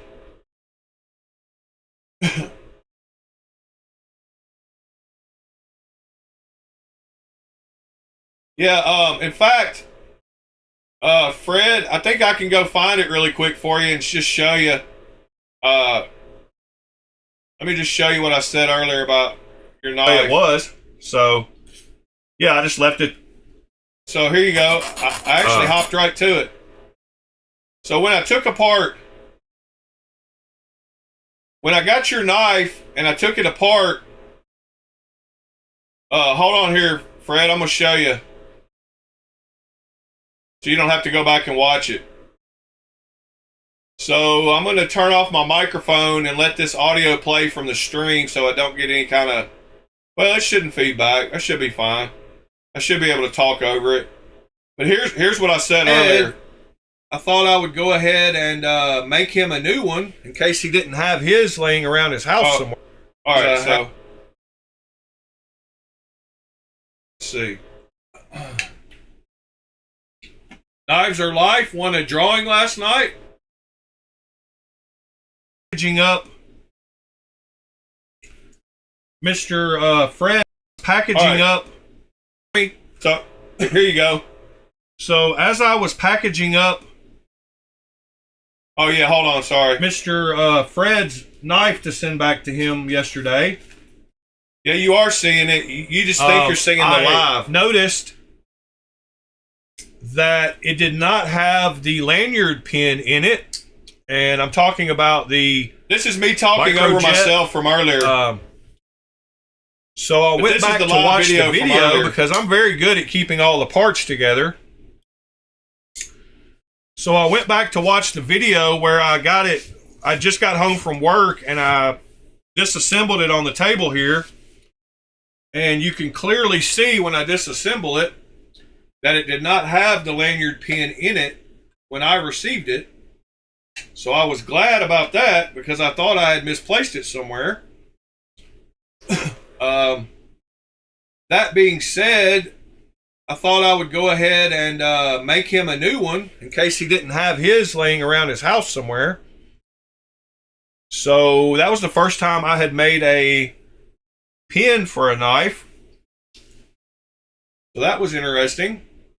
I actually, this is the video in question where I took apart his knife for the first time.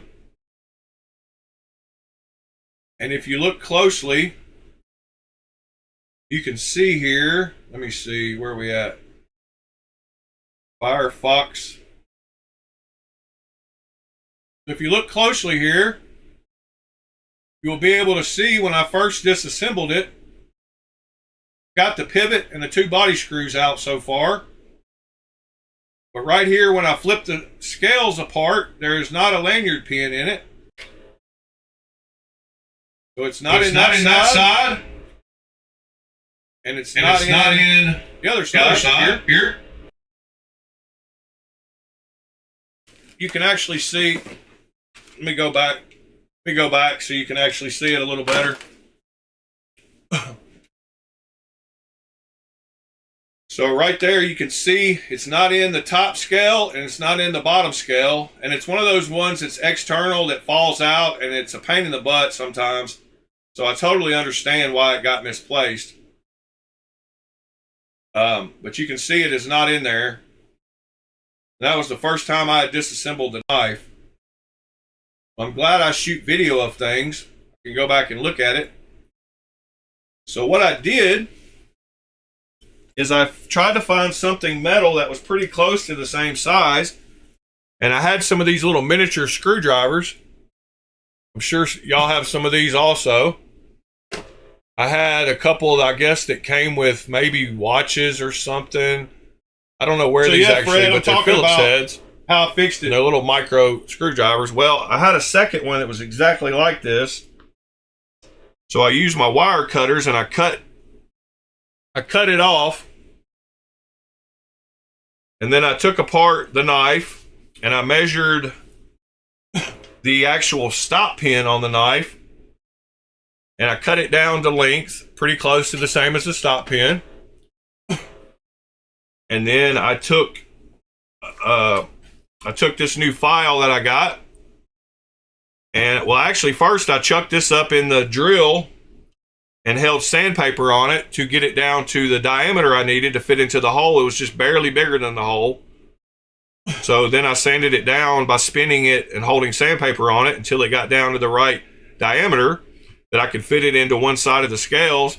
And then while it was in the other one side of the scales, I took and rubbed this across it to flatten it out,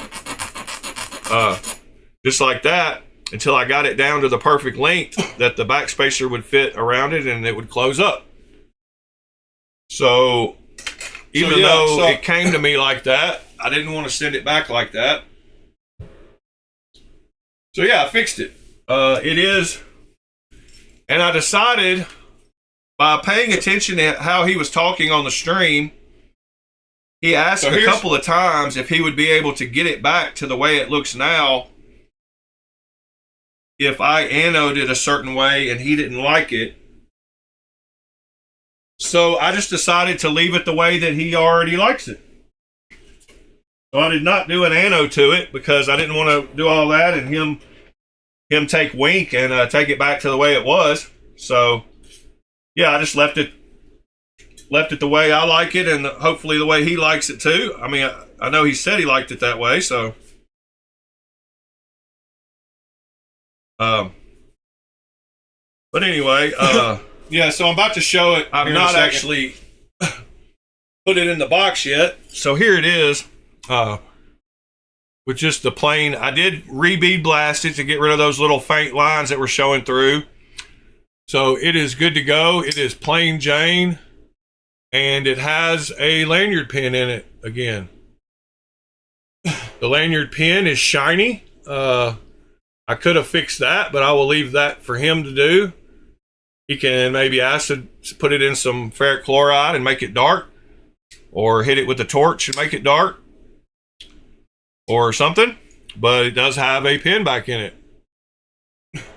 So that pin is just part of a little screwdriver that was the right size. And I've still got, RIP 1 mini screwdriver, but I've still got the other one, so. And I've still got this to use in the future if I need another pin for something. So that was a fix, thinking outside of the box. I wanted to start with something as close as I could get to the diameter that I needed. I was going to use it. So anyway, that's how I fixed it, and that's how it looks. And yeah, I thought I would just show you that so you wouldn't have to go back and look at it again. But I'm going to get it boxed up and sent to you here in just a little while. And I hope the rest of y'all have a great Tuesday. We will do it again tomorrow. And appreciate y'all.